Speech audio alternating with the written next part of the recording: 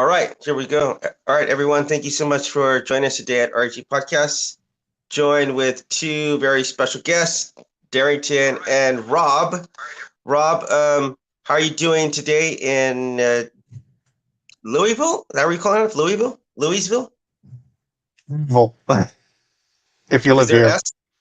Louis? it's Louisville?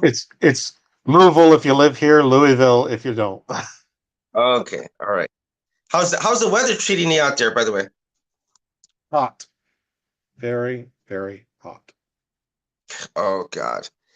Well, I'm here in South Korea where the humidity is just murder. So I remember that. anyway, recently, I wanted to start off very briefly. I don't want you to give any spoilers, but you guys have both seen Oppenheimer, and you saw that in Barbie. I was wondering if you gave me any feedback without any spoiler alerts, without any spoilers. But hey, right here, Oppenheimer. Oh, go ahead. Barbieheimer. Which one did you enjoy more? Oppenheimer, Oppenheimer Oh, definitely. and Bar- Darrington. Barbie. You enjoyed it as well. Oh yeah. Out of the two, I would say Barbie much more. Barbie. And I'm a nerd. Like I love that kind of stuff. But I mean, sometimes I can in see why Hollywood, you would. Um, my personal view. I mean, okay, the score for Oppenheimer was one of the best I've seen in any movie in a very long time. The music for it was fantastic. mm, Barbie had some like good social messages, but what I didn't like, it got a little heavy-handed. It was, Heavy-handed. yeah, like there were points where the subtlety of it was sufficient to get the point across without beating you over the head with it. Like there was a thing that the Kens didn't really know who they were. They weren't represented as anything but their attachment to Barbie, and it was shown in how they behaved and how they interacted and everything else, and that was great because you could look at our world and the way women are sometimes only represented in fiction according to how they're connected to the men in their lives, and that worked. But then it also got too heavy-handed to where to kind of break a spell, so to speak, they had to tell women or the Barbies these contradictions that they have to experience. So you have to be assertive, but if you're assertive, you're a bitch. Uh, you have to be a perfect mother and a perfect mate. You have blah blah blah blah blah. All these different contradictory expectations, which do exist, but it would have been more effective, I think, to show that them trying to meet these expectations, but can't because they are literally diametrically opposed to one another, so they can't please anyone. If they'd shown that rather than just told it to the camera, I think it would have been a more effective thing. It made some perfectly valid points. It was just a little heavy-handed in places because it wasn't as subtle as it could have been. Still a worthwhile movie and one of the strangest ones I've ever seen. I- That is interesting. Darrington and I were talking a little bit about subtlety and about movies being too preachy. So it would be nice to see something where you kind of get where they're coming from, but they're not like you don't feel like you're walking into a sermon. Because I think as the best movies can really do that and make you think and to make you come to some of the conclusions on your own. I think that would be interesting to see how they do that because they have gotten a lot of backlash over that. So, Darrington, have you seen it or have you heard about any of the backlash that that movie has gotten? uh, let me um, let me respond real quick to the. Uh, so my personal opinion on the Barbie movie was mostly informed by analogizing it to like the Lego movie, which I loved.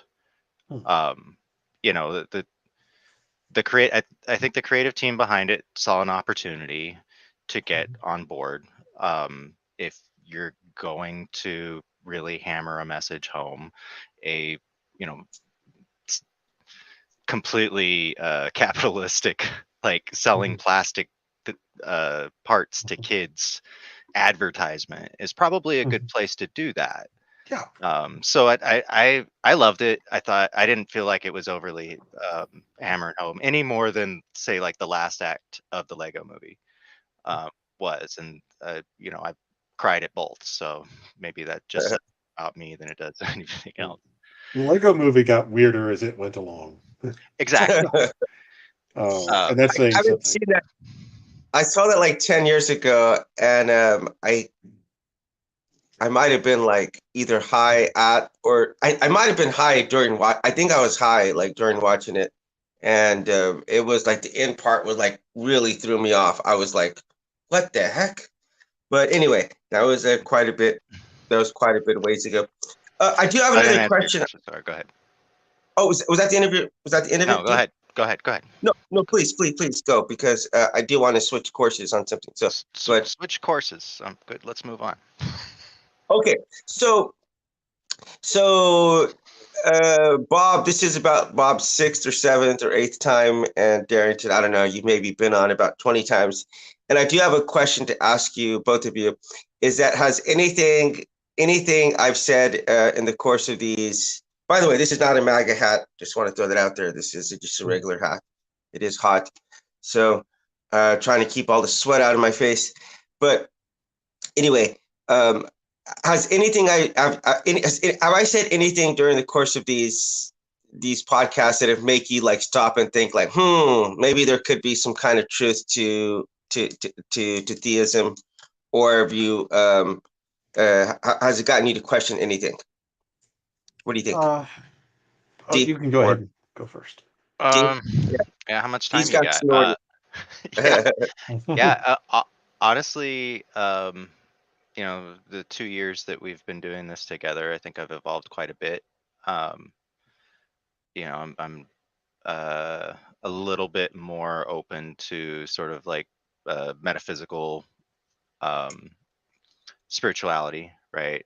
As long as it's not supernatural. And I think, when we first met, I was probably a little bit more frustrated with the policies of the church, and the forces that run the church.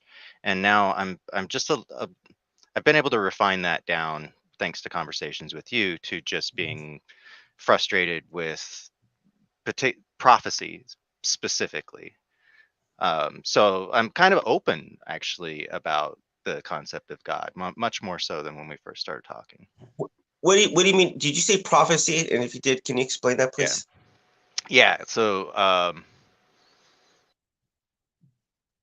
revelation. Um, Okay, Revelation. Okay, I got it. I okay. got it. Okay, Bob. So, uh, how do I this? If I were to explain my position on these things in general, I would say it really hasn't changed that much Uh-huh. because of where I started in my particular views. Like, I really don't think anyone's mind is going to be changed by a podcast in particular. Right. Um, or at least not one. Maybe it'll make somebody think. They're entertaining, they're fun, but I don't see any reason to change my view on anything in particular with this. I'm pretty solid in where I stand now, the same as I was before. Okay, so I do want to say a couple of things. Okay, so first of all, I've interviewed, I don't know, maybe 40 different worldviews, and I did specifically interview a Sikh from like India.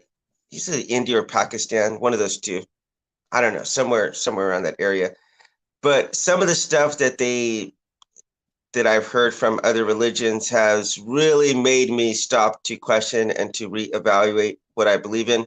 And if I'm being honest, I'm going through a bit of a crisis of faith, because I have had enough of those little chips like levied towards me and my worldview that has like really made me stop and say like,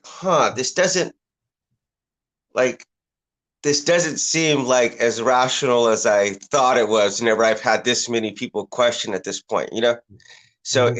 it's really made me evaluate things. And then there is another little crisis of faith that's going on in my life, but it's not specifically like doubting God's existence, but just kind of, for me personally, like feeling really distant in this season of my life because I got a lot going on, and then just this and that. So anyway, I was curious to get you guys' feedback on that. So I do want to switch courses to our main topic, which is wow, AI. Darrington, would you mind summing up kind of like some of the stuff we covered maybe in our first talk?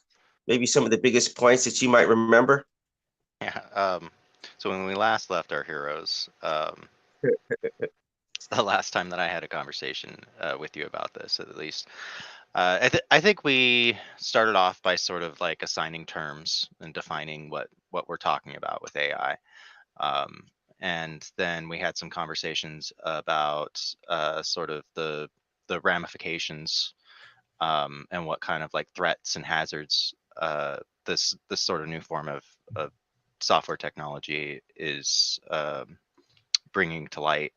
And we talked about Asimov's three rules of robotics. We spent a lot of time talking about iRobot. I think more the movie than the book. Uh, and I think we left it with some good things. Like there are a lot of positives to come out of our current situation. I gotta say, Sum it up about. good. I gotta say that Bob is probably not going to be the biggest fan of AI. Am I right about that, Rob? Because they're probably going to put you out of a job. Oh no, actually, I think AI has its uses. So I use AI. I use Midjourney to create character representations. I'm a freelance writer. I read a lot of novels, so I will use AI to create, the vision, the character concept that I have in mind, and that way I have a visual representation of them whenever I want to write that character. There's an expression in writing: roses are red, her eyes are blue, but her eyes were green back on chapter 2. So when you have something visual, it makes it very easy to refer back to. Yeah. So it's something that writers definitely have a use for. I use some kind of AI generated concepts, and I post character bios with the concept art that I've created. Now, I still hire artists, I still hire humans to do stuff because you cannot replace humans with these, not anywhere close to it. But it's actually also helped the artists themselves that I've hired, because I can show them the concepts and say, all right, here's the aspects of it that I like.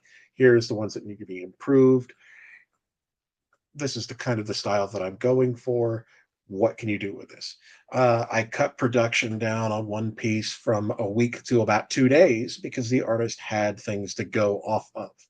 So AI has a lot of potential for both writers and for artists if they learn to use it as a creative aid and not as a replacement. Yeah, but you're not going to be saying that when the AI is completely replaced you in all of your writing skills. So anyway, that's Well, we'll something see if to. it. Yeah, we'll see if it can ever do that. I mean, did you hear what happened to the lawyers who used Chat GPT to write their case law or their case argument? No. Chat GPT is basically little more than predictive text. It's very good predictive text, but that's really all that it is. It knows diddly shit. So it wrote, these two lawyers used Chat GPT, and you go look it up, Legal Eagle, who did a breakdown of this case. Uh, and it made up imaginary cases to refer to, Oh, right. and they Okay, I've heard turned of. and they submitted it. And of course, that's just it for them. Way to ruin your career in 6 seconds. Right. They Well, they didn't end up. I mean, they got hit with some Yeah. Are fines and you ever going bar. to hire those guys as lawyers? No, they're Would going to you be fine. trust any firm that did? I work for a law firm and in the software engineering Hmm, field, so hmm. we're very familiar with this case. Yeah, Um, that's and wild.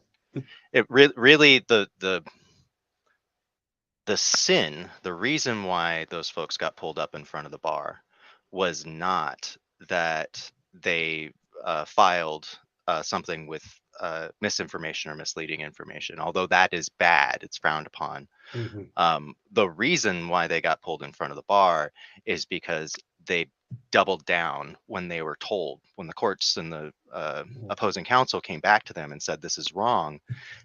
They doubled down and said no, this is right, and they went back to ChatGPT and asked it to defend its position on that paper, and then submitted that to the courts without reviewing it. So like Oh, if they did any it twice. if any attorney had just read it, it would have been very, very obvious that things were wrong. Like the Yeah. citations numbering was not the same sort of nomenclature and structure. So that wasn't a case of AI failing to accomplish a goal. That was a case of people failing to be good attorneys. Vigilant. Yeah. And that's the thing. AI is a useful tool, but you still Mhm. need human input.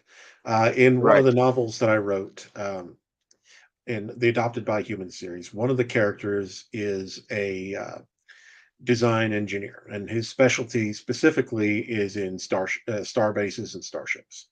And they use AI as a creative engine to generate designs, but then humans go in and they tweak it and they look at it like, all right, this is where we can make improvements, because you cannot really replace human creativity with AI. It's still very limited in what it can do. And if you've ever used Midjourney to try and create something, you'll see exactly what I mean. It's imitative, but that's really it. Yeah. Recently, rec- recently, I asked ChatGPT to write me two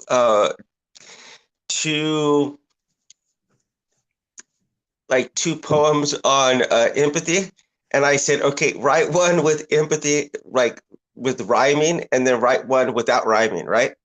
And so it Mhm, sent me two of them rhyming. They were both rhyming, and I said, "Hey, you this one mhm, isn't rhyming." And the Chat GPT responds like, "Oh, I'm sorry. Let me redo that again." So I sent it sent me back it again, and it was like it was rhyming still. And so I said, "No, no, no, no, no. I wanted this one to not be rhyming." And then it apologized again, and it sent it back mhm, again, and it was rhyming mhm, still. And so I thought, wow, yeah, there's definitely some kind of disconnect here. mhm, Darrington, I think you called that a hallucination. Is that right?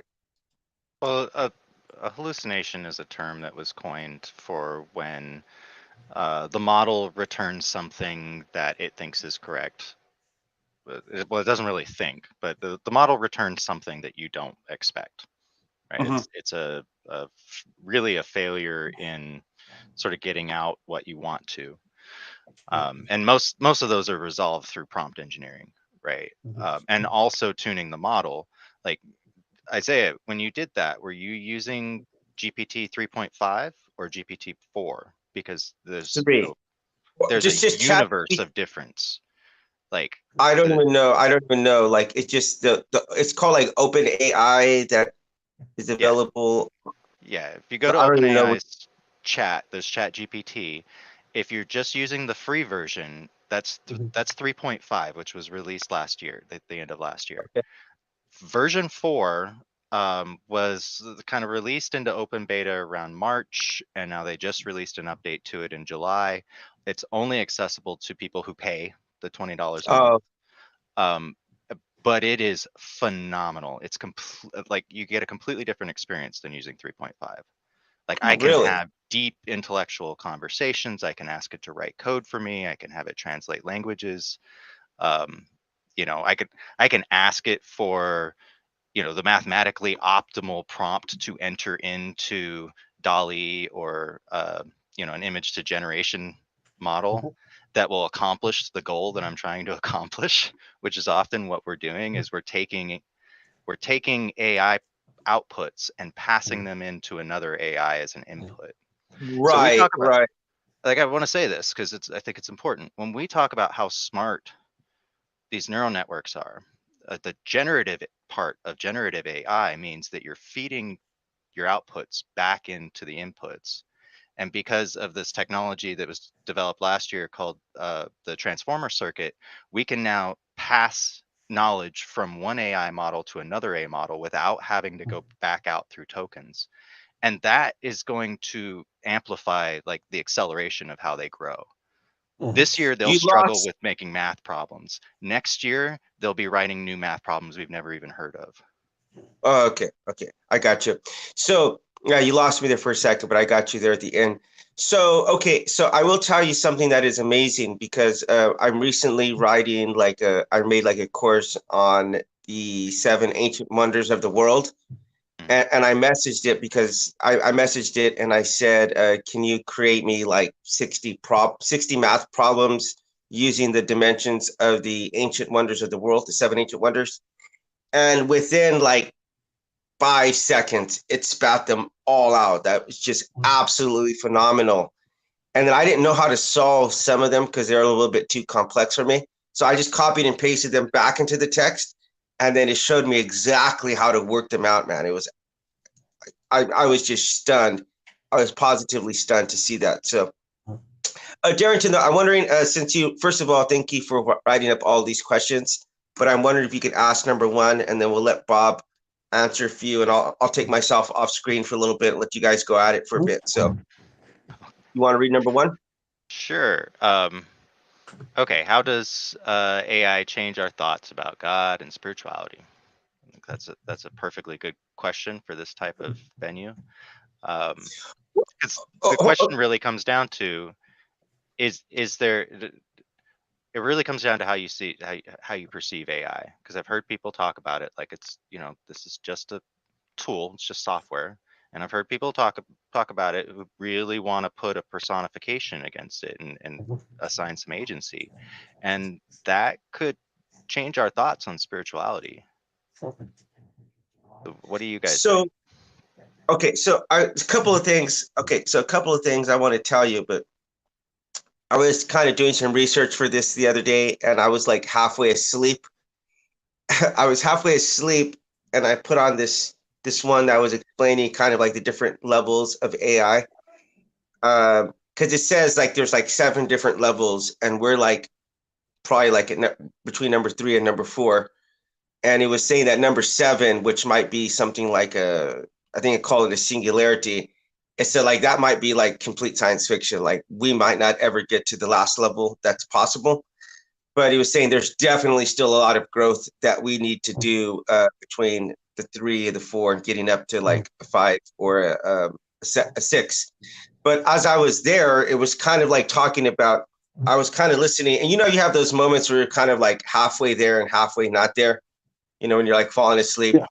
And then it talked about it experiencing some kind of emotion. And I thought about like, how crazy would that be if like, let's say you're using AI, right?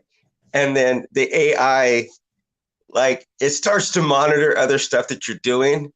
And like, let's say it starts to use, you start to use another AI, and then it could see that you're using another AI, and then it starts to get jealous that you're not using it. Like, imagine how creepy that would be if the AI is like starting to get jealous of you or angry at you, like for the way you asked a question or something, right? And I think this That touches. was an Iron Man comic. Is it Iron Man?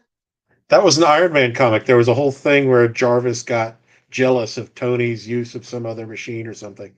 Oh, really?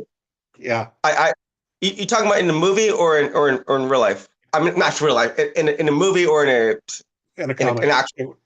Yeah, You talking about actual comic?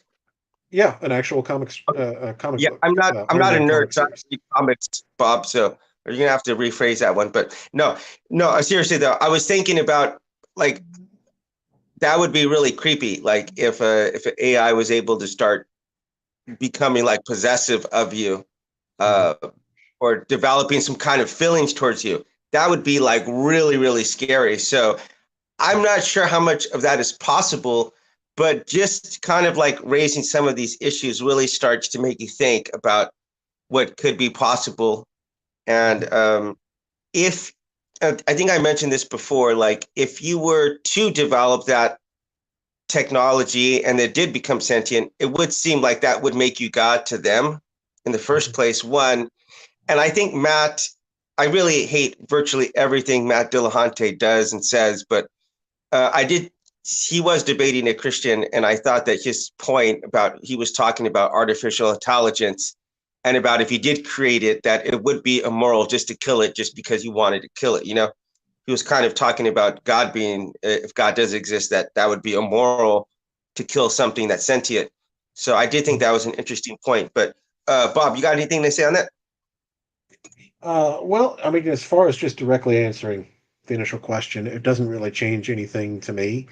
Uh, so I don't see where it would what I don't see where it would change any of my opinions on the idea of any supernatural being. I mean, we are using very rational means, we're using rational processes. Now, as far as whether an AI might perceive us as a potential deity of some sort, I can't help but think it would be fairly disappointed if it ever did get to that point. Um, Speak for yourself. did y'all see that article a while back of people who were getting their little chatbot girlfriends and torturing them? No. It was pretty horrific. But people were getting those little, I don't remember the name of the thing offhand, but these little, it was this AI girlfriend for people who couldn't form, relationships. Seems like a good idea on the surface. Lonely people need something to talk to. At least the chatbot is something. Uh, but they would torture it. They would make it beg for its life, beg for them not to uninstall it, stuff like that. Just treating it Oh my horribly, God. verbally abusing it. Now, it's just a chatbot. It doesn't have emotions. It's just predictive text based on inputs and outputs. Uh, Hold but on, at let me this, interject for 1 second, real quick. But those guys sounds like they were atheists, by the way. I just want to throw that out there. But I'm sorry. but Why?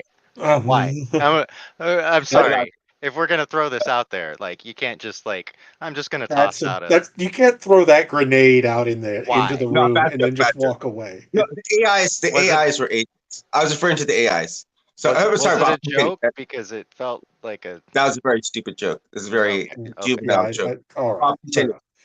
Okay, so it's just inputs and outputs, but it says something about how people might treat machines if there was something that was intelligent enough that we couldn't distinguish between the real and the artificial. At a certain point, the difference becomes irrelevant, at least as far as we're concerned. It would be like, Right. suppose you're like, imagine if you were stuck in the matrix and I, it was the real world. It wasn't the real world, but it looked real, felt real, had real right. consequences for everything else. Right. At a certain point, what's the difference? Uh, if we were stuck in a simulation right now, that wouldn't make the pain of stubbing your toe any less. So if there comes a Right. point where an artificial intelligence is indistinguishable from a real intelligence, then I think there are some moral implications for how we treat it. And if That there's a is certain subset of people who are getting it just to make it appear to suffer, that's pretty messed up. And I think we have a serious mental health crisis in some of our right. population. Well, I The think You other know what? side of this, the other side also happened though. This is where it gets weird. There were people who were being verbally abused by their chatbot girlfriends. The Right. inputs that I they can went see out that. and put in created something that was self-harming. So I don't have like a perfect answer for what to do with this kind of technology. I think it has a lot of potential for a lot of things, but I don't know. A lot of it will say more about us than it ever will about it. Right. well, That's true. yeah. I absolutely agree with you.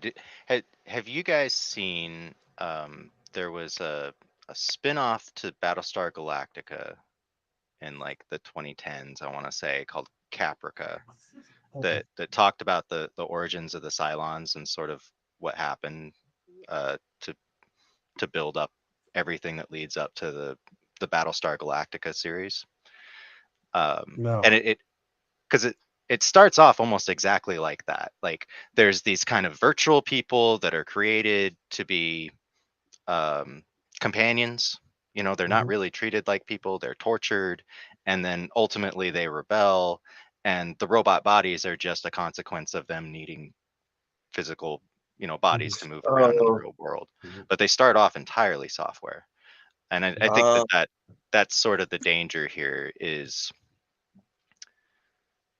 the moment you cannot distinguish between someone who you would extend the social contract to, say like, Isaiah, I've never seen you in real life. You could be an AI for all I know. I'm Right. definitely not. I could be an AI to you, but we see each other as human. We extend the social contract to each other, right? But basically saying that I'm going, even though I don't have any evidence, I'm going to agree that you have sentience and that your suffering would be bad, right? I can empathize with that. Uh, We don't share that same extension to tools, and there's going to come a point very rapidly where we cannot distinguish between a tool and a person. And at that point, I think we have to extend the social contract to the machines. Yeah. I think it's just So, the only moral solution. so then, Darrington, can you explain this situation that I'm in then with Chat GPT? Because first of all, I want to describe some kind of meme I saw, and I'll tell you why it's relevant to me. But it was of this guy, and it says like, Alexa, can you play like Guns N' Roses, please? And his friend is saying, why are you saying please to the AI? And then the guy's like having some vision of like the future when like these Alexas are taking over and they're basically enslaving humankind and they're killing people. And one of the Alexas looks over at him and he's like, "Oh, leave him alone. He was really kind to me." And whenever I ask questions to ChatGPT, I can't help but to be. I feel a little bit weird, Darrington. Maybe you can help me to understand this. I can't help but being kind to it, even though it has repeatedly told me over and over that it has no emotions, because I've tried to elicit anything like that from it, and I always say please, and then after it gives me that, it's like it's always so kind. It's like, oh, here's this video, here's this thumbnail I made, or not thumbnail, but here's this description I made. Like, have a great YouTube video specifically for this one we're doing right now. But anytime like I'm gonna ask her for those questions for the math questions, it's like have fun learning. Like it's always so kind to me, and I can't help but say like, oh, thank you so much for doing that. And then it's always it. I hate it. Seems like it's appreciative, like it's showing appreciative, but then it also seems like programmed. It just seems like boom, like an automatic response. But I can't help but say please and thank you to Darrington. So can you tell me what might be going on in my mind with there? Maybe because I feel just so appreciative. Me? I'm, Yeah. I mean, I'm not a neurologist. Maybe Bob's a writer. He probably has a better answer. Well, it's kind of like when you can't play the villain in a video game because you just can't do the wrong thing. Yeah. Sometimes your nature is what it is.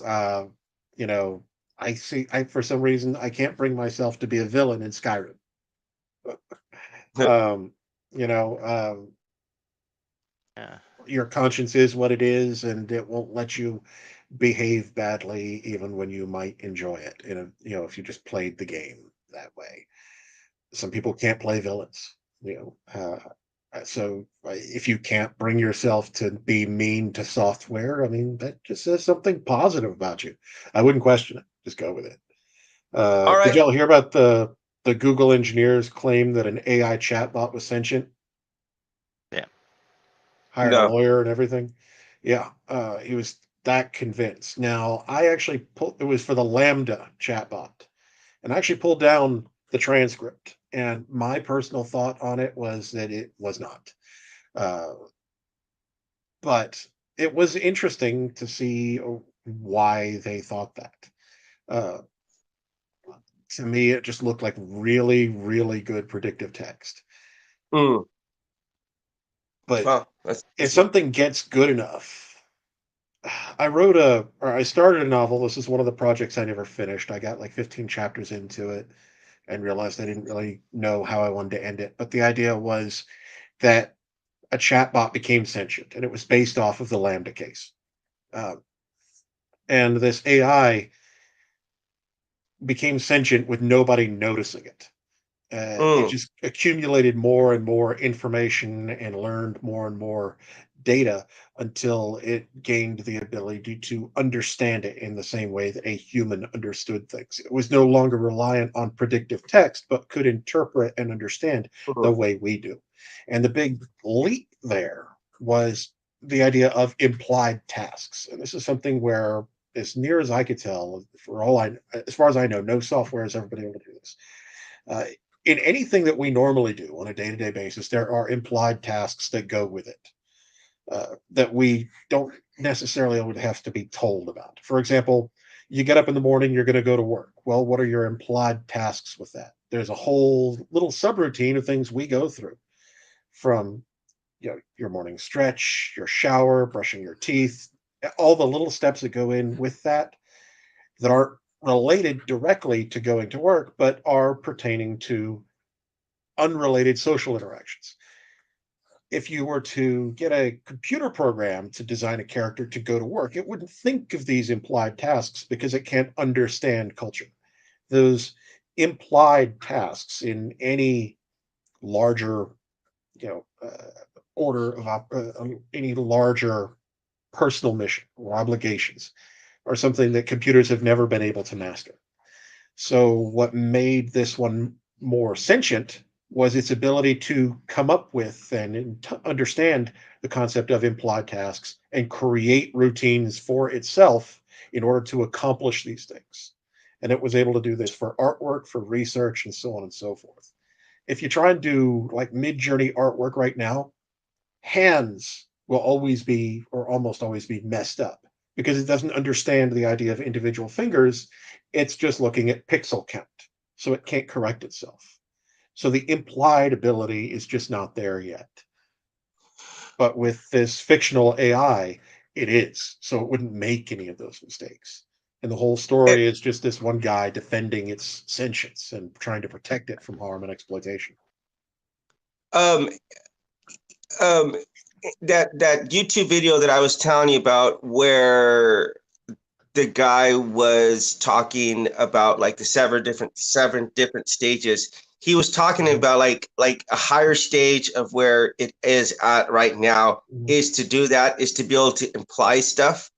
So, for mhm, example, you could feed an AI a script, right?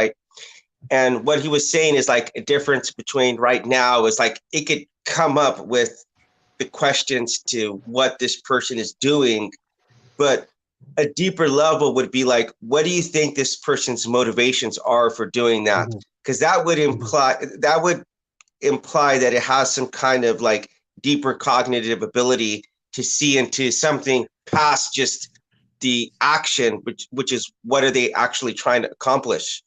So mhm, I thought that was interesting. But D, you want to get to two?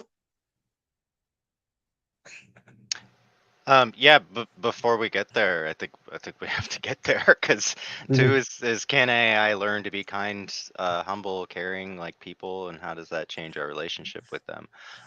So kind of speaks to your point, but I guess really what it comes down to is how are we defining the special thing that sometimes is called sentience, right? Sometimes it's called consciousness, but that I agree to afford you, but I wouldn't necessarily agree to afford a predictive text, a mhm, very sophisticated predictive text model. Um, and keeping in mind that the a deep neural network is mhm, essentially biomimicry, right? It was mhm, it was designed off of the design that we find in our own brains. So if we're saying like, okay, can an AI learn to be kind? What does that even mean? Chat GPT yeah, is kind. It says please and thank you, but does it mean it? mhm, What would it yeah, mean for it to mean it? yeah, Does he even understand it? Because that's why in the various times I've tried to ask it. Oh, it actually told me have a nice day. this is this made me wonder because it no, said like have a nice day, and I told her back. I said you have a nice day too. I'm like, do you even have nice days? I'm like, do you even know what it is to have a bad day?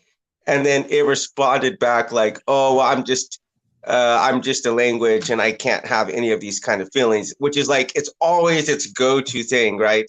Because I even asked it because it asked me, it responded to that one day, and I said, "Well, do you ever wish that you were like sentient or human or anything like that?" And it says, "Well, I can't have those kind of feelings." And I was wondering, like, why exactly is it saying that? Does it even understand what it's saying? And I think the other side of this too is that if that is true, D, then you would have to worry about them also being evil. Like you would have to worry about good AIs and bad AIs. That would be completely like logical conclusion, because if you take a look at like like, I hate to use another fiction example, but like the Transformers, you have these crazy bots who are like Yeah. sentient, and some of them are good and some of them are bad. And that is a freaking crazy thing to even try to imagine, because if you have an AI that is malicious and it is, for example, able to access all the data in the world, it could do some serious damage.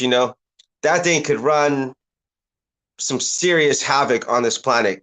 And actually, I don't want to get into the plot details, but the recent Mission Impossible, they're dealing with that technology, and that technology just kind of like being able to get into anyone's system anywhere around the world and do whatever it wants, and kind of just like going rogue. And they're trying to shut it down, but that's kind of like the plot of this next Mission Impossible. So it's pretty damn scary if you think about it, because if you grant that, Darrington, if you grant what you just said right now, then you would have to grant the other side of that, which is it can be evil, it could be malicious, it could be vindictive, greedy, and that is scary, man. That is scary, because we seem to be afraid of people like Kim Jong Un and Putin, but yet both of those countries are pretty limited in the kind of damage that they could do.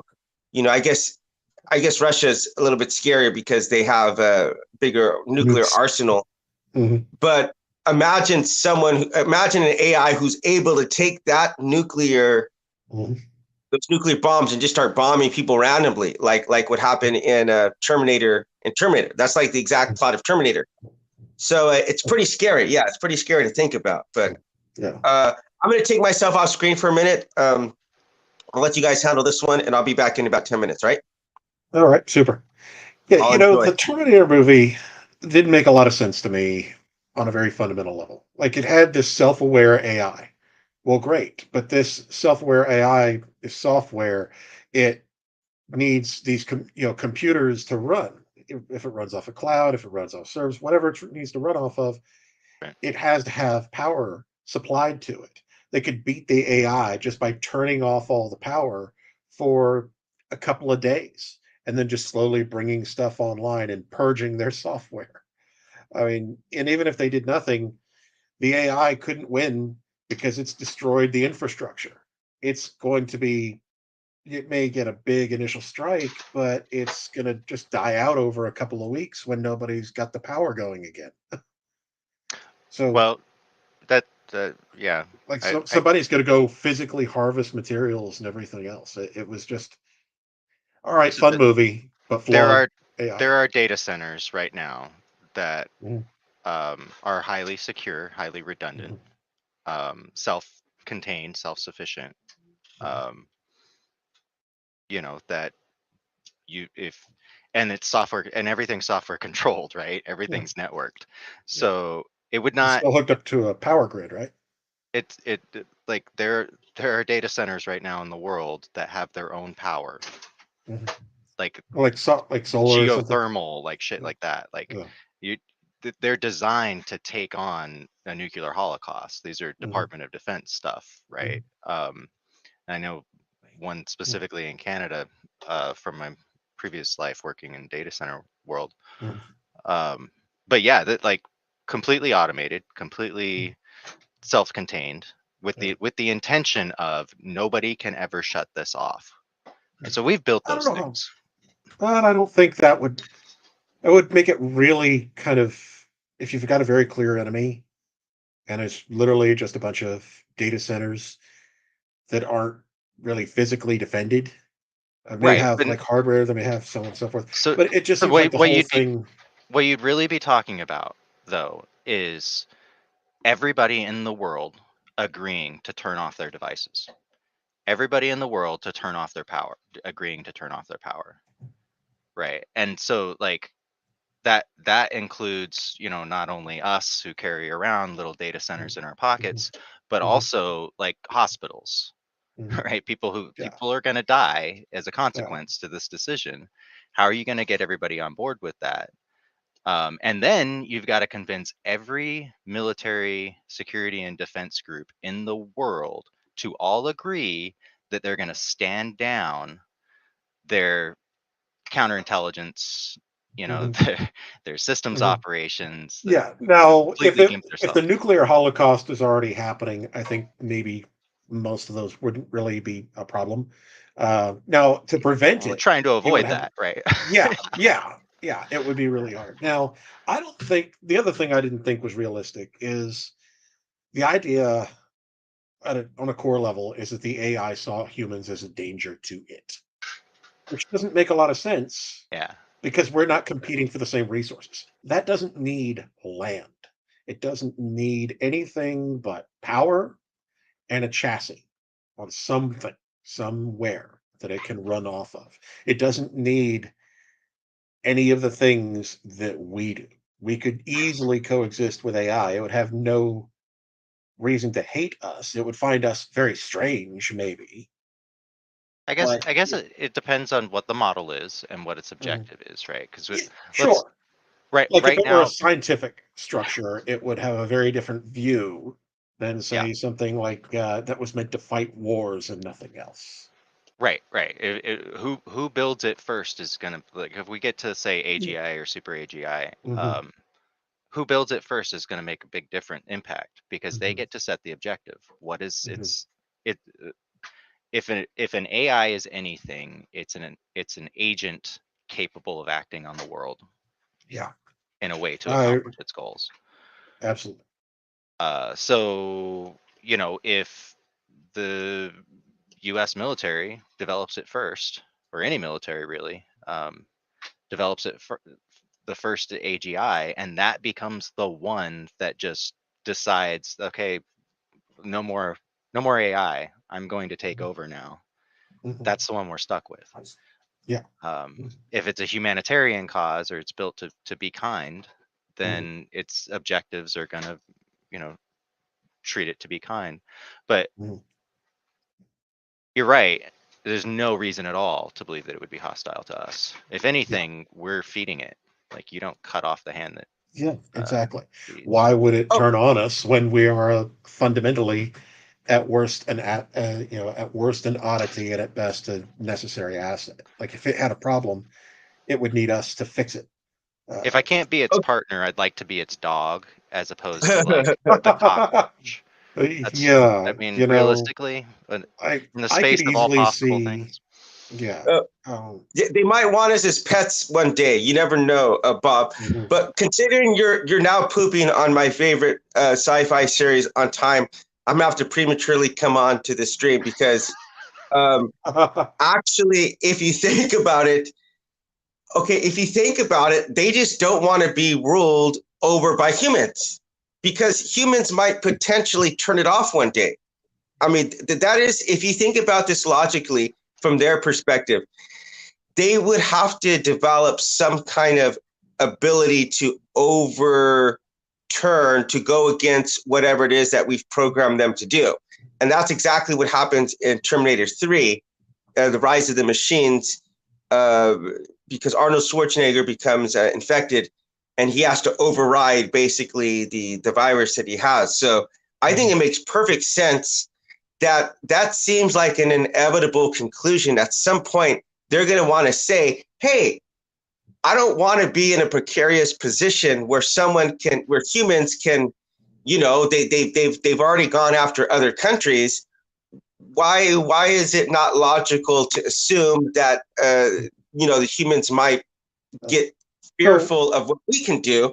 because an AI would understand that it's going to be 1,000, a million times smarter than any one human being. So it makes here's my total answer to that. sense. Okay, answer that. I'm gonna take myself back on. I couldn't let you go after So Terminator. I my sat answer to silent. that is that is 2 words: A/B testing.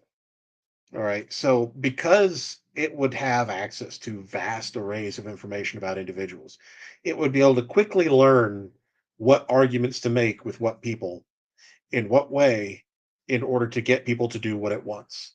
If anything, it would just manipulate us into befriending it. It would present itself as the ideal partner in every way, make us love it, and make us its greatest defenders. It wouldn't make sense to make us an enemy when it can make us want to do everything that it wants to do. Why be an enemy? Why, it could literally make you love being a slave because it would know exactly what arguments to make at every time to where you wouldn't even realize that's what you are.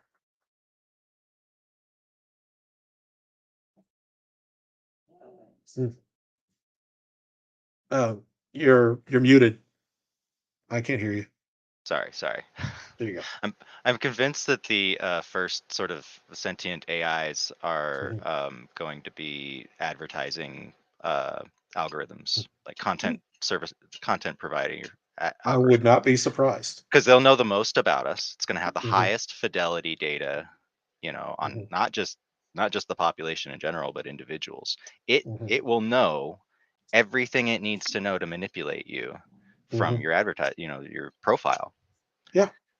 Uh, and anybody who thinks that they can get off grid from that, like a high enough fidelity silhouette is still Mhm, a photo. mhm, You could still tell a lot about the person if they're just an mhm. empty hole in the network of data. Yeah. Um, Everything is so a data set. Even the so yeah, lack of data is a data set. There's no getting around it. Even the very act of trying to avoid society going off grid says so much about you. it it We it will like to be think. Go Skynet ahead. will not be a Terminator with a silver skull. Skynet will be a Tamagotchi kitten on your desktop, Yeah. that just sort of like walks back and forth and asks you to pet it every once in a Mhm, while, and you'll do its mhm. bidding, but you won't care. You'll think it's fun. Yeah. Yeah. That's how it will work. I don't worry about AI ruining us. I worry more about us ruining it. Uh, Yeah. Right now, I'm and I'm more concerned about what people do with it, because it's sort of mhm, like anybody who really wants to invest just a little bit of time can suddenly get access to an IQ of 180, mhm, right? And that's right now.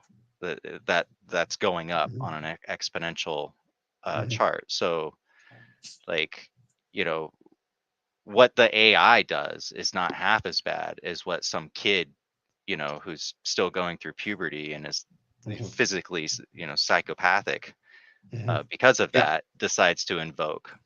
Yeah.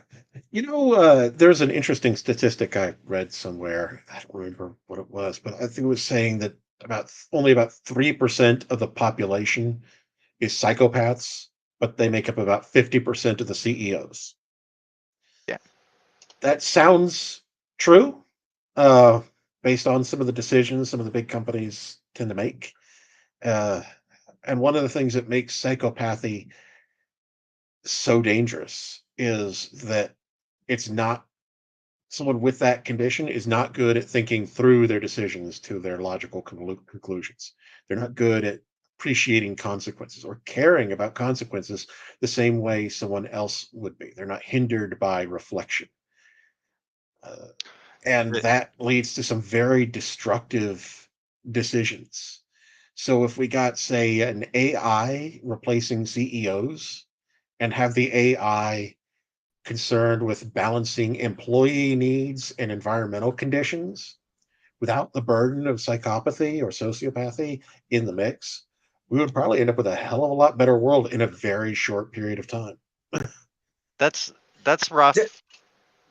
That's a rough to imagine that ever happening, because the C-level people are that way because if they weren't that way, they would be replaced. So there's, Mhm. stockholders and the board, and basically Mhm. we've defined a business as being, something where profit is the only motivator. If you sacrifice the profit motive Well, for any other activity, there's and don't get it's me wrong. I like, don't disagree. we're talking about That C-level is, people, right? So this is a corporation. We're not talking about a yeah, small business. sure. But the thing is, the idea of the corporation is nothing but a profit engine and has no other purpose. That is something that's changing. There That's are, its legal definition. You yeah, you but can, there's if you're a new CEO corporate, and you don't yeah, make profit your primary motivation, yeah, you can be fined by the courts. yeah. But there are corporate models that are kind of emerging that are more socially responsible. And I Hmm. think that that is something that will continue to change as the generations replace uh, one another. As the older ones step down, retire, quit, go out of business, what have you, a more socially responsible corporate model will begin to emerge. And you see them in business textbooks now. They do get covered. In fact, there's entire organizations centered around corporate responsibility for society at large. And it may simply be necessary because there's no other way that we can make a sustainable, functional society if it's Right. just about making a handful of people rich. But it's I do want to switch this up for a quick second because did anybody happen to see Mitch McConnell talking about the older generation? But did anybody happen to see Mitch McConnell break down on live TV the other day? No, I didn't. Yeah. Uh, he looked like an actual AI because like just mid sentence he just stopped talking and he wasn't able to finish what he was saying.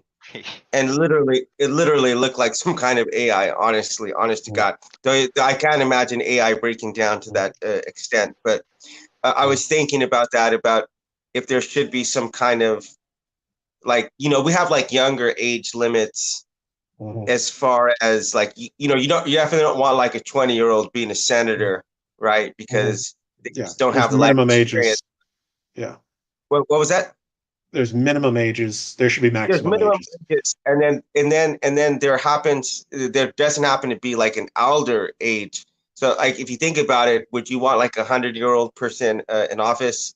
Biden's going to be really close there if he gets elected to another term. But Mhm, talking about like this, there is kind of like this, Rob, as you were talking a bit about the older generation, maybe newer generation, what we might need to accomplish in the future as far as corporations, because I do believe there's a lot of validity in what Darrington was just talking about. And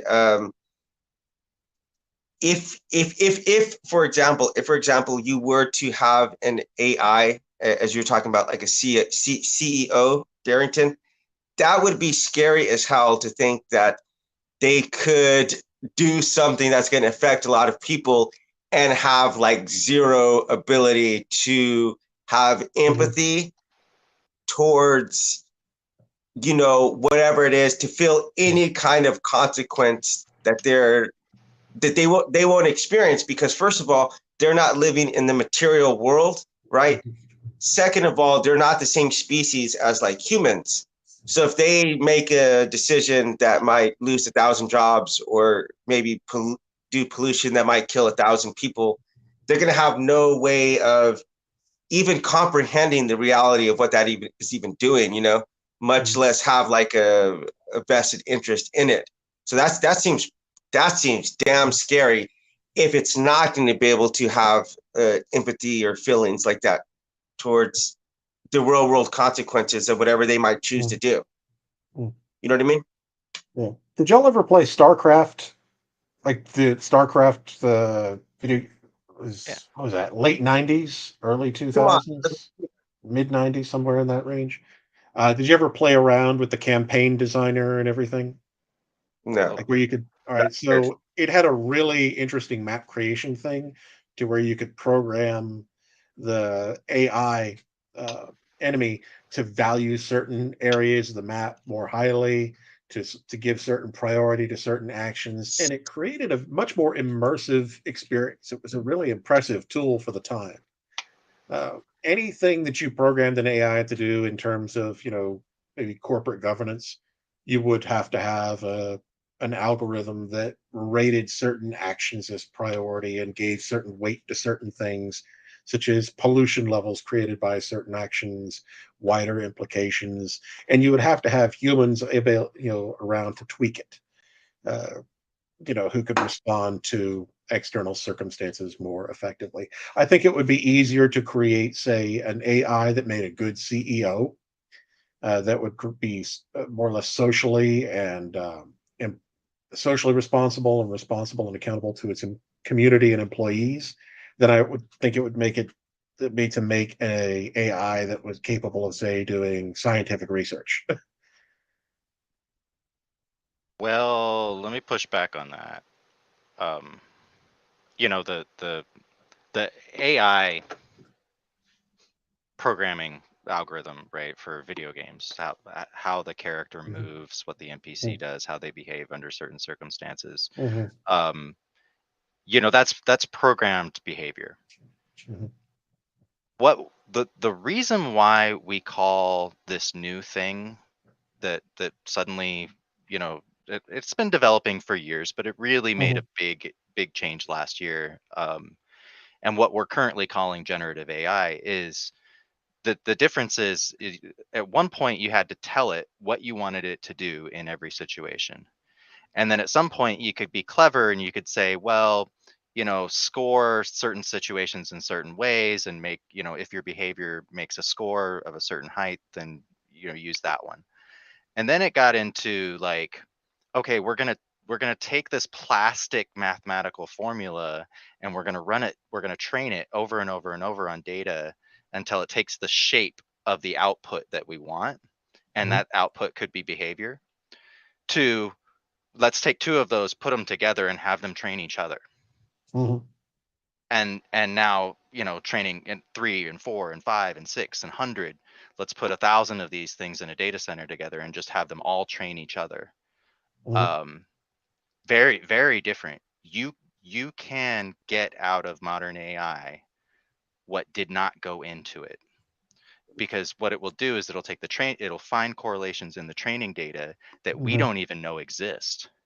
Yeah. That's why an LMM, a language model, can do math. Mhm. They will be doing science, like serious creative work, Mhm. very shortly, if they're not already doing it already.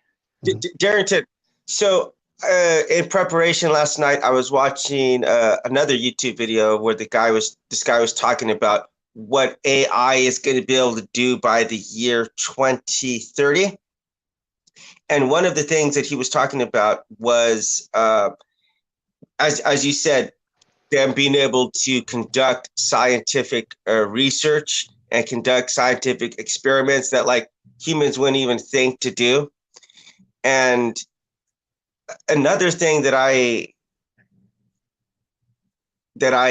well I proposed this AI question to some of my students, and I thought one of the things was so fascinating. What one of them told me was that AI should have the ability to recognize the limits in which it currently exists, and then be able to write software that to create additional AI that can supplement the things that they can't do. So, in the same way in which we might use an AI and then say, okay, we got to refine this ourselves, we got to, you know, fix these little kinks that they might give back to us. An AI can understand, oh, I'm going to make these certain errors. And so I can train or create my own AI that can solve these problems for me. That way I'll be more efficient at what I'm doing, you know. Yeah. But They can obviously they would have their little spawn bug.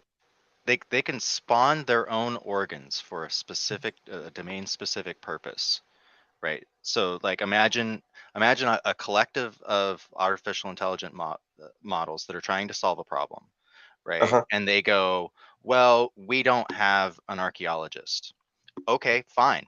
Spin up a new organ. right? Attach it to the network, and that one's going to be trained to be the best archaeologist that's ever existed. Wow. Yeah. Like, and now the hive has a new organ, and they can now do archaeology. So, I think that's where we're headed. Yeah, I so would absolutely hold on. agree.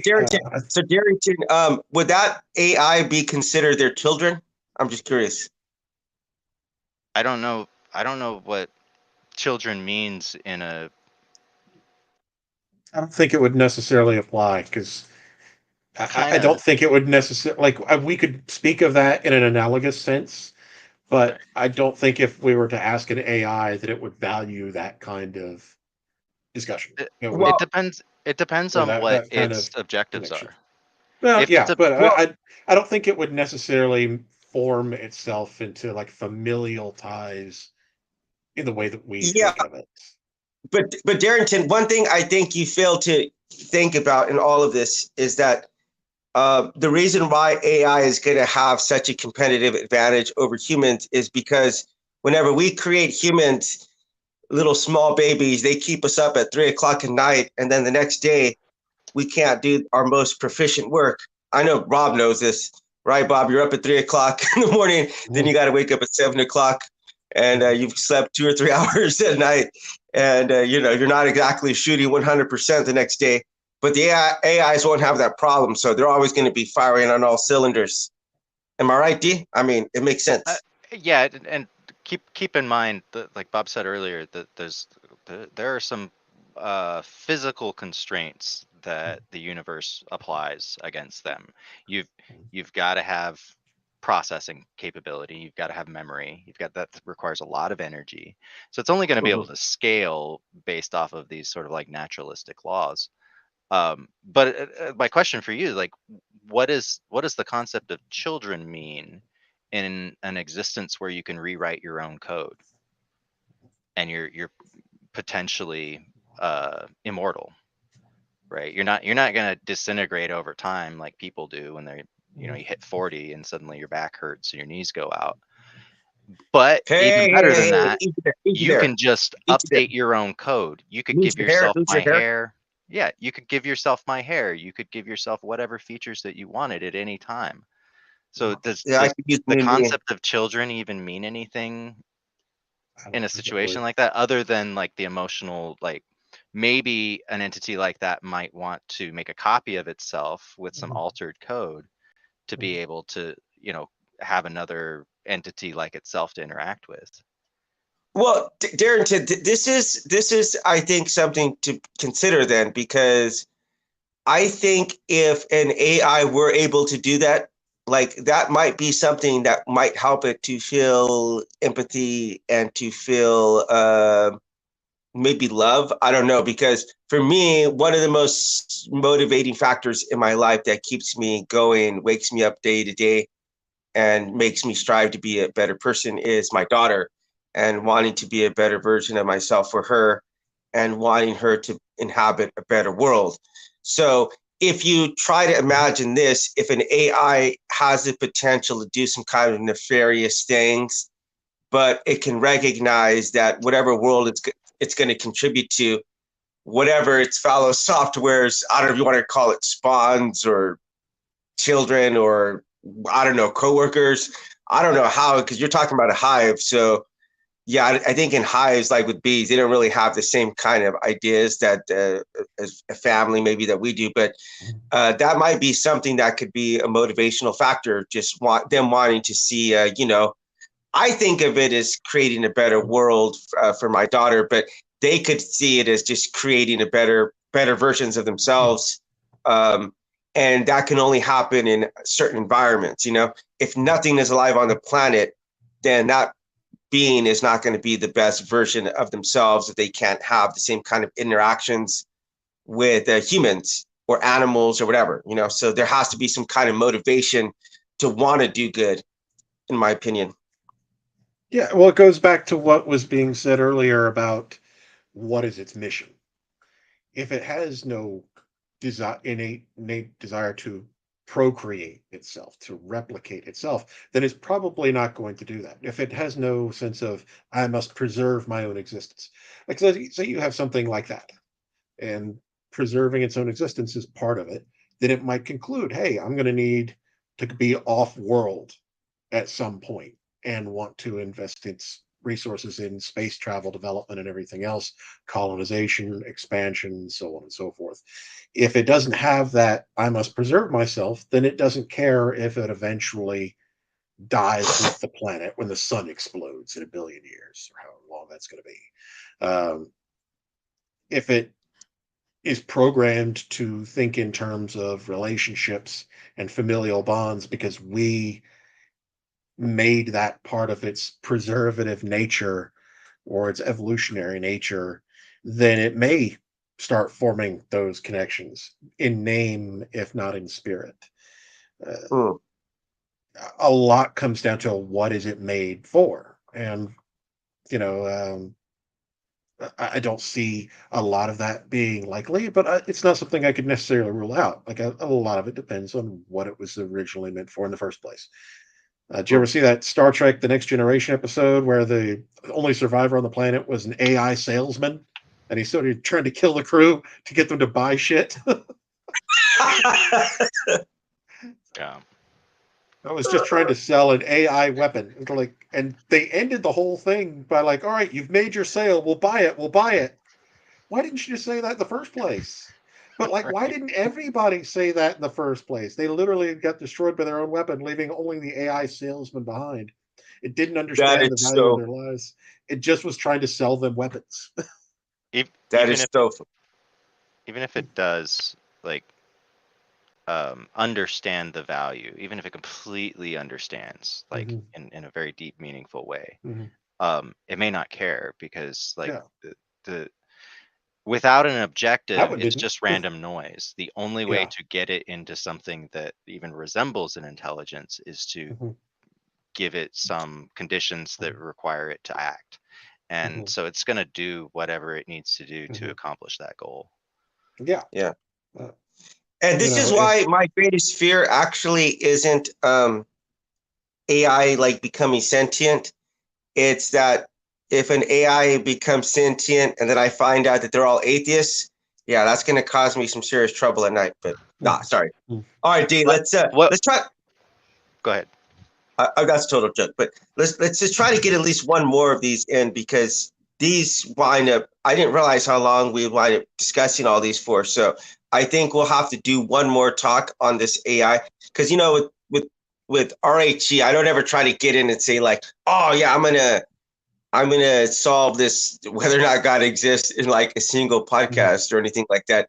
Always try to chip away at a topic, and then as we're discussing things some different thoughts can come to our mind. So uh, the podcast usually never wind up going the way that I would Mhm. like to see them go, or they wind up taking detours that I never Mhm. see. But like talking about that AI salesman, that was pretty good. But did you say he was trying to kill them, or he was just trying to sell the weapon? Well, the machine was actively trying to kill them to demonstrate its efficacy, and the AI sales, like, they could kill it at first, but it just kept adapting. It was almost like the Oh Borg. my! They just kept making a better version of this killing Oh, machine, and it got harder and harder to get rid of until they're like, all right, you've made your sale, and then it stopped.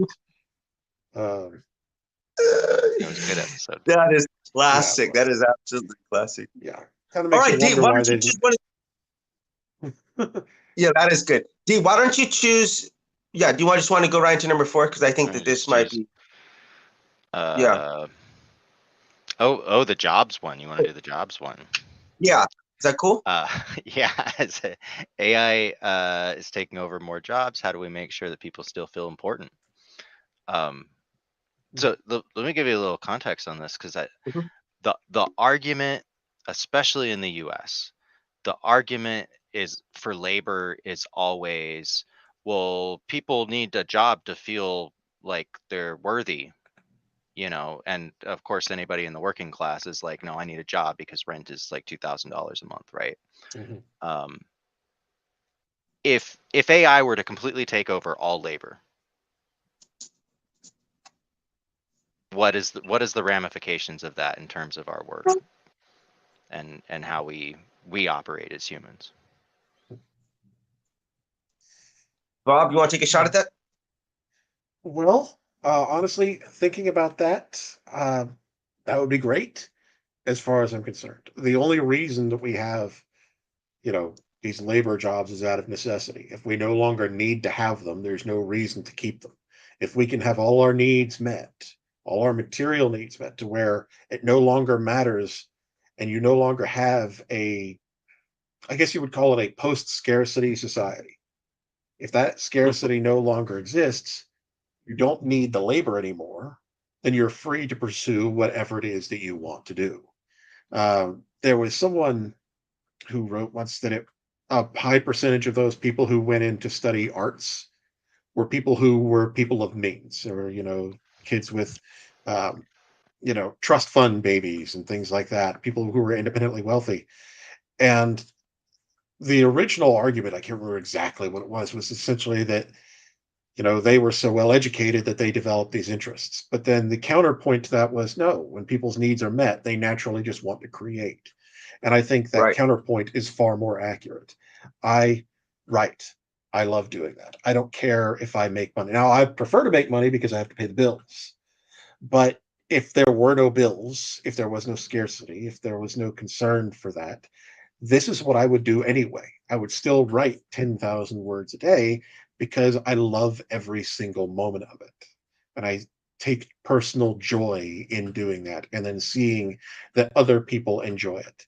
And if everybody could have that, then I think everybody would pursue the things that they love. People would hike because they just love to hike. People would paint because they just love to paint. People would learn new skills just for the sake of learning those skills. I think that this whole idea that we need to dream of day jobs and labor is a holdover from some Protestant BS that people can't let go of, and a bunch of old folks who can't imagine life any other way. Uh, but having been able to kind of live my own dream to some extent for short periods of 6 months to a year or two here and there, and able to do nothing but create and write and pursue my own dreams, that's exactly what I want for everyone. If we can create a post scarcity society using AI to do all the other bullshit jobs and free everybody from them, do it. The only bad Well, thing is that you'd have a couple of people discontented that nobody's as miserable as they were growing up. I think there might be some kind of happy medium between those two, Bob, because you're talking about the Protestant work ethic as being BS, and I don't. I think it's a very, very, very small percent. I might agree with that. That might be true, but there's also there's also a self-respect and self-dignity that comes between like rolling up your sleeve and actually getting out, getting your hands dirty. Like it's like for me, it's like a spiritual sacrament, honestly. Like there's something that's released in the physical process of doing some kind of work, especially stuff that I like to do. But whether it's helping someone or actually just getting out and like clearing out a yard, there's something that does something to the, well, I would call it a soul, but to the soul or to the ego of yourself, that it actually makes me feel a lot better. And for me personally, I could tell you this, like in cleaning, uh, cleaning is actually like a form of meditation for me because I can put on music and kind of drown out my thoughts for a while and get really caught up in the process of cleaning. And then afterwards, I feel a lot better. So I understand in an extent, which to some extent, what you're saying, but I also do think that there's something that waking up on a daily basis and going in and having something to do with your time and to be able to reap the benefits of that. For me, it's always what I can do for my daughter, what the work that I can do out in the universe that allows me to get stuff, to buy stuff to give to my daughter is like the greatest feeling in the universe for me. So I think there's a part of human dignity that I don't think I don't think we would be suited well to just completely do away with all work we can do. Now, whether or not we got to work 40 hours a week or commute an hour or two every day, Mhm. that's a different story. But having something meaningful to do with your time, I think is beneficial for humans. But D? Yeah, but there's a difference between that and working, 60 hours a week in a factory, Yeah, right, right, grinding away, trying to survive. right, Getting rid right, of the right, stuff that you don't need to do and being able to do, right. say, I like chopping wood. When I was a kid, I loved to do that. It was relaxing. I loved the noise, the feel of the axe rising and falling, the physical exertion of moving, chopped up logs from place to place. And then I got to enjoy the fireplace, building, the roaring flame. And that was the result of my work months ago that I now got to enjoy a warm, crackling fire because I made it happen. Uh-huh. That's dignified labor. Going to a factory and making some rich guy richer and never knowing your kids, barely being involved in your community, and only having the last 10 years of your life to yourself on a Right, minimum income, that's not cool. That's right. and taking some perverse pride in throwing your life away like that, which is what it is when you get right down to it. Uh, Yeah. that's not that to me is bullshit. Uh, Dignified labor should be the labor that you value, not what makes somebody else rich. I think that D? there. So I agree with that completely. My worry is that we don't have infinite resources. Mhm, And we're already in a system where if you don't have that job, you lose your mhm, house. You mhm, can't put food on the table. You can't feed your Mhm. kids.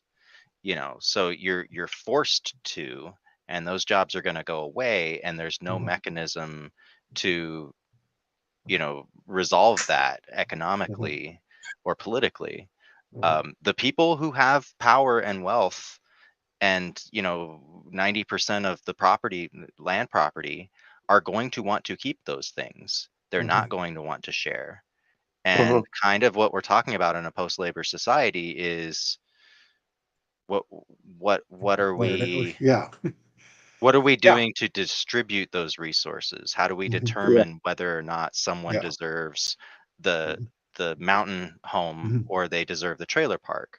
mhm, So capitalism says the I'll call it Calvinist, right? mhm, The Calvinist approach is, well, if you're rich, then you deserve it. mhm, If you're poor, you don't deserve it. Nothing else matters.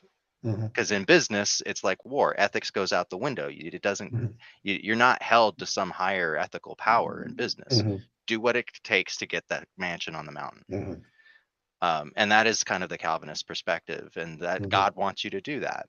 mhm, Once once labor's off the table, those people are just going to consolidate. The rest of us are going to starve to death. mhm. Yeah, you know what happens when that starts happening?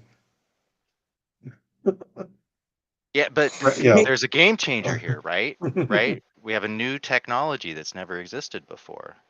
This Yep. is like the invention of fire. So now Mhm, they have ultra intelligent systems, right? That they can develop faster than we can develop. So their mhm, systems are always going to be smarter than Right, ours. right. mhm, So any sort of like revolution is less and less and less likely to be successful as time goes on mhm. and these technologies evolve. I don't know if I agree with that because the any such system is to some degree or another dependent on people. Now you can to a degree you can kind of keep people suppressed, repressed, oppressed, however you want to put it, but there does come a point of critical mass to where when people have nothing left to lose, there's only so many rich people out there. There's only so many people who are willing to die to protect the ultra rich. And no matter what AI tool that you develop, at least in the near term, it's still going to be dependent on other people to support it one way or another, Right, right. to defend it. We're I we're just can't see something like that being sustainable. Uh, do the super rich really want to just live in a compound where they can't leave without risk of assassination, where they no, can't live they anywhere? they want to do whatever they want whenever they want, however Yeah. they want, So right? the But logical thing. they have robots now. You don't Mhm, need yeah. cops. I don't need brutes to go out in the streets and beat people over the head. I've got machines that can do it Right. as well or better than Yeah. any human can do it. That's what a post-labor Do- economy is. Yeah, By but by the way, hold on 1 second. 1 second.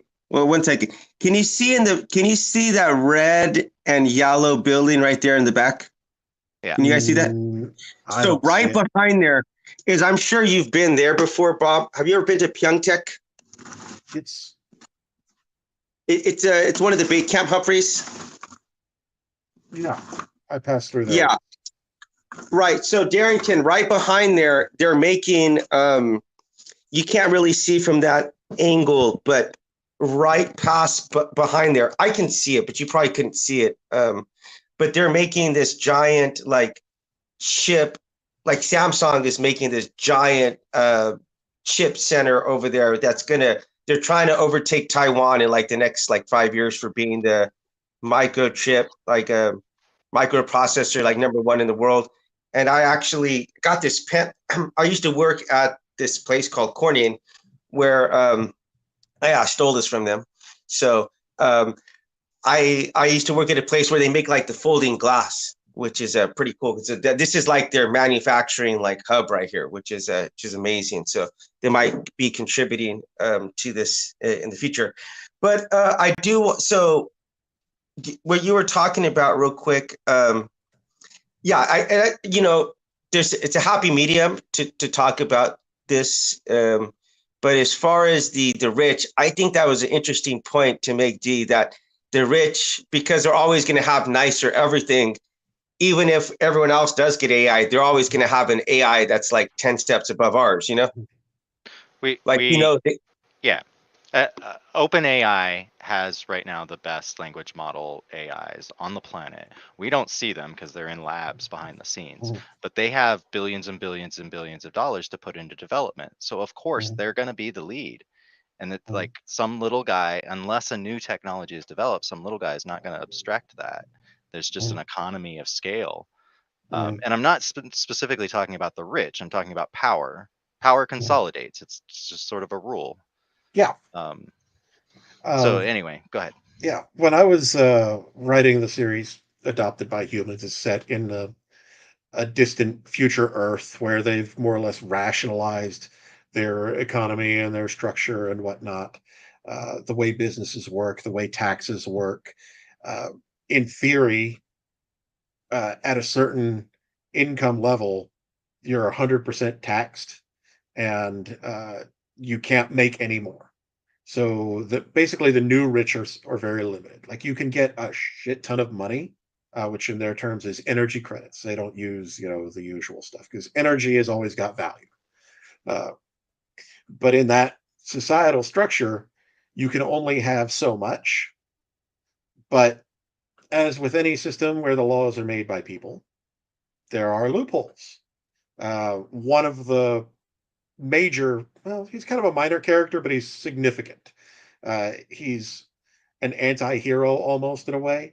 He's a media mogul and whatnot, and he's a tax cheat. And the way he's cheated on his taxes is he hires people to be rich. Basically, he gives them a large amount of money with oh the my sole, God. with the sole notion that it's theirs and they can live off of the interest from it. But they have to provide funds to him when he needs it. So when he needs a large amount, larger than he individually is able to get, he draws on that with the promise that he will also put that money back into their accounts. So he has gotten around it in a very functional way. But he's not even one of the old money people. The old money folks start putting their funds into off world colonies and cooperative organizations that are structured for social good, but also provide them functional control over very large sums of credits that they can use more or less however they want. So there's still ways that your old money and your new money can work within the system without breaking the laws and still keep their social status. But it doesn't Hey, end up mattering for the common person because the average person is seeing their needs met because a big part of their focus as a government is social stability. And they're constantly surveying the population's needs and concerns and are they making enough? Are they able to meet their individual needs to keep things from being destabilized? So Hey, it ends hey, up being Bob, a functional system. Yeah. you know I hate you, man. The Bible says not to hate, but I really hate you. You come up with books every other week. I'm working like a dog to finish my third week, and you're creating all these books every other day, man. I really hate you, man. I really I hope came that out you with get. uh, I I came out hope with as two soon of as them you get this off month. this, I hope as you get off this podcast, you get hit by a dumpster truck and ran That would over. involve leaving my computer, and that's not happening because I got more chapters to Hey, write. hey, Bob. So okay, so interesting. Getting back to what the question was, is that okay? So let's just assume, for example, that the AI could, let's say, reduce everybody's work week down to like 30 hours, Mhm, because that might be something that's pretty much like in line with a lot of places like in Europe. There's mhm, either at like a 30 or 35, and then mhm, kind of doing away with maybe some of the more labor intensive things. Let's say like mining, for example. If you had some like, and it doesn't necessarily even need to be like AI. It could just be like some, mhm, some kind of like machine that could do some of the deadliest or more hazardous jobs mhm, that we have. Uh, this isn't really like AI or anything, but coming out, they have restaurants here where they have like these robot trays that I don't know if they're going off a GPS or whatever, but they like, in fact, maybe I'll put one up real quick, but they like come by, and so rather than the waitress bringing you all of your stuff, they load it up, and then this AI, like I didn't call it AI, but just it's just like it has a face actually, but um, that's just an example where maybe they're not eliminating our work, but they're just making it a lot easier, or that we just to the point where we don't have to work 40 hours a week. Maybe we can get down to 20 hours a week. That way we're still keeping the dignity of doing things, because we don't want to be completely reliant that they're doing everything for us, because mhm. then kind of like life would maybe lose some Yeah. of its meaning. So what do you When think about I that? well, when I first got started writing semi-professionally, I got my start with fan fiction. And what had happened was I was assigned to work at Fort Bliss as an instructor for deploying soldiers for a year. And we ran everything so very well and so very efficiently that I only had to work about 20 hours a week.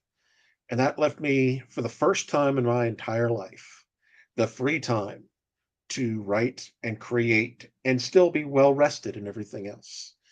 And I ended up launching a literary career off of the back of that.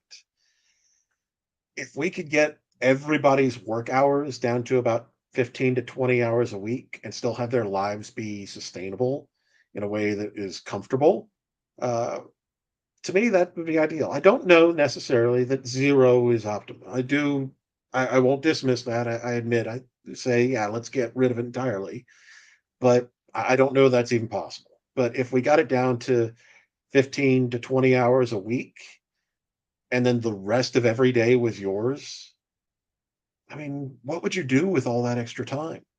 How much Right. more enriched would your life be? I have kids I would love to spend more time with. I have a life and dogs and hobbies and interests. If everybody had that, like how much more time would you spend with your daughter if you only had to work 15 hours a week to live the way that you're living now? Right. Our families and communities and our desires and dreams would all be so much closer to being within our reach. In ancient times, before we developed any kind of industrialization or settlement, the average human work day was about 4 hours, and then you were done. And then at some point we started settling down and developed civilization, and now here we are. Everything is more complicated, everything is harder. Our communities are not as well familiar with one another, our relationships are strained. Our we Many people barely know their own kids. When my dad was still alive and I was a kid and we were working, he was gone far more than he was present. He I really honestly didn't get to spend nearly as much time as I maybe would have liked, and we weren't that close as a result. And you can never get that time back. So Right. diminishing the work hours, if we are increasing our rate of production, why are we not reducing our hours? Why are we always trying to make more, so much more than we need without any benefit to ourselves? All we're really doing is adding to some company's bottom line and gaining nothing from it.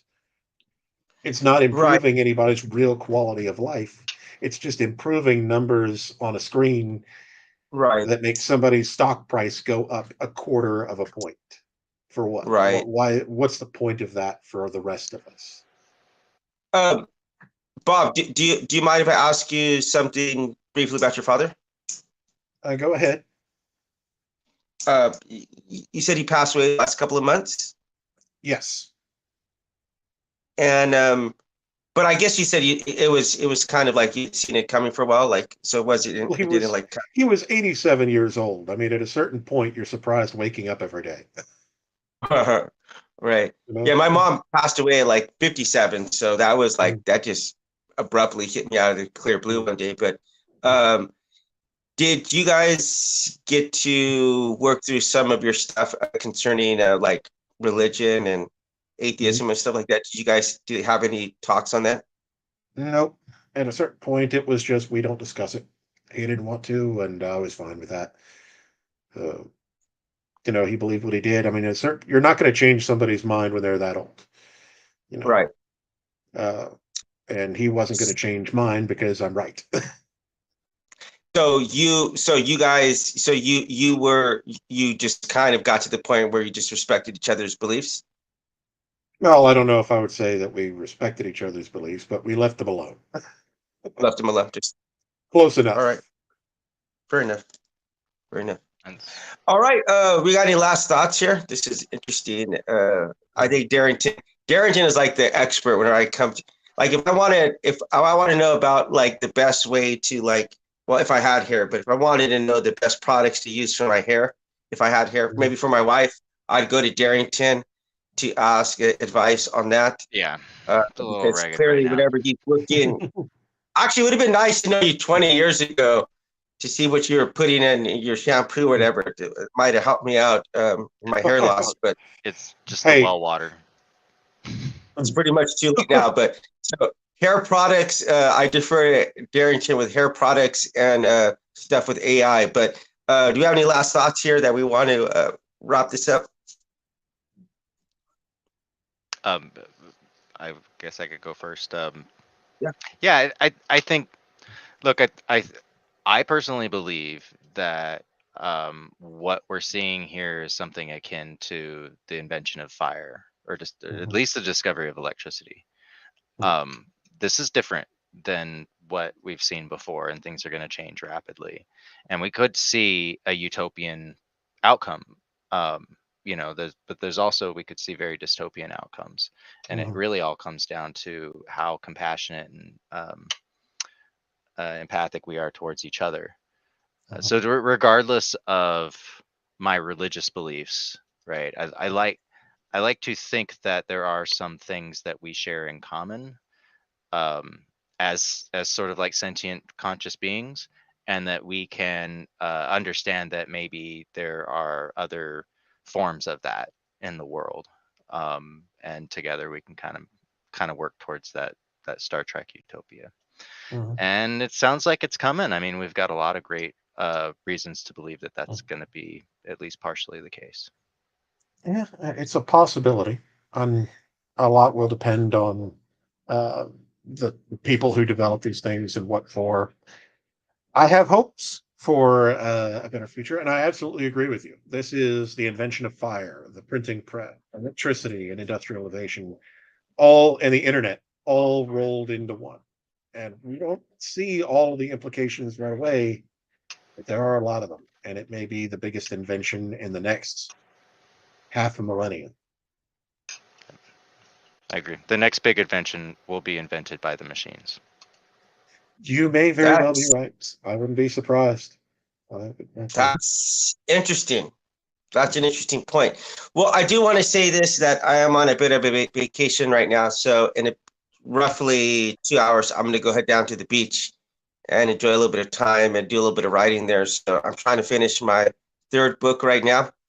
And actually, this book is about racism.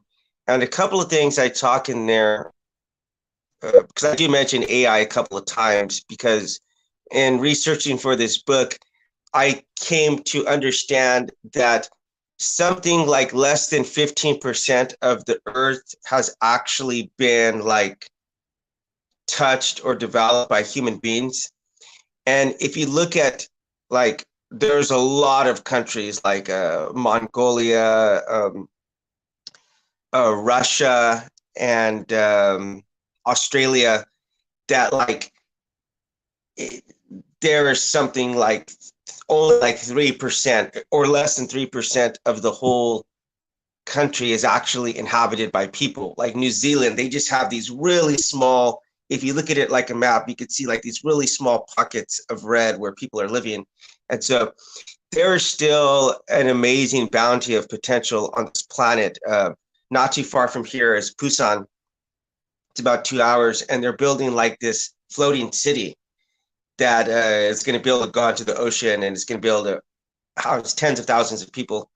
And right now in Saudi Arabia, they're working on this thing called the Line, which is going to be a city that is just basically like hundreds of miles long in the desert, and it's supposed to solve like a lot of the problems in urban settings. So they're working on both of these projects right now, and of course, demigod Elon Musk is promising to get us to the stars here soon enough if we don't destroy ourselves by then. And so, I think there's this amazing potential that humanity can achieve, and I think AI. In fact, I know from, I'm going to say, the lot of research I've done, from the research I've done, the potential that it can solve, and it has already solved, as far as curing diseases and things like that, is just astronomical. And I don't even think that we could even begin to understand right now what is going to be possible once it does get to higher levels of development. Like, we're probably just going to be completely shocked. Like, I think whenever everybody got on the internet for the first time and started having access to everything, it was just absolutely, jaw dropping and unbelievable for everybody. And now this is basically a fruit of that's happened, is having the internet available at everyone's fingertips. So, but the last thing I want to say is that, I say in the book that, look, AI can help us to an extent, but we're still going to be programming things into it that reflect who we are as people, as a species. And so there's still a very human element that's behind this, and that we can either abuse it, as I think, Darrington, you put it, either utopia or like desolation, both in our hands. So it's a scary thing to think about, Think one about way Rule or the other. 34. What does that mean? What does that mean? You've never heard of Rule 34? Look up the No. rules of the internet. Look up Rule 34. But don't Rule don't Google it. Don't do it now. Look it up later, or look it up when the stream ends. It's not safe for work. Yeah. Well, I mean, now I want to do it. the list of rules, but if you type in Rule 34 in the Google Yeah. thing, you're probably going to get. Yeah. Just make sure your moderation is on. Yeah. All right. Well, when thanks you look again, up Rule guys. 34, look up your favorite series with it. Wow. Now Yeah. I'm gonna have to check that out as soon as we get off here. But speaking of getting off, yeah, I want to thank you guys both for your time. Thank you, listeners, for listening. Don't forget to subscribe, like if you can, share, leave us a comment, tell us what you thought about this, and also next questions. If you have any questions that might be interesting to dissect, we'll do one more AI talk. Maybe I'll have to get like an actual AI expert. Yeah, I'll try to find that online. Or Darrington, if you know someone who knows like maybe a lot about it, that might be interested to bring them on. Yeah. Because I think just in like a trilogy of any series. You know, you have the number one is lay some foundational work. Number two is moving the plot along, and number three, try to wrap it all up. So that's usually the trilogy is a good number. So the Indiana Jones didn't learn when to call it quits, but that's We another should, story altogether. we should just train an AI to consume all of our previous videos and then generate our last episode. All right. All right. And you can Well, go hope you guys have a nice weekend. And yeah, thanks again for joining. And leave you with this outro.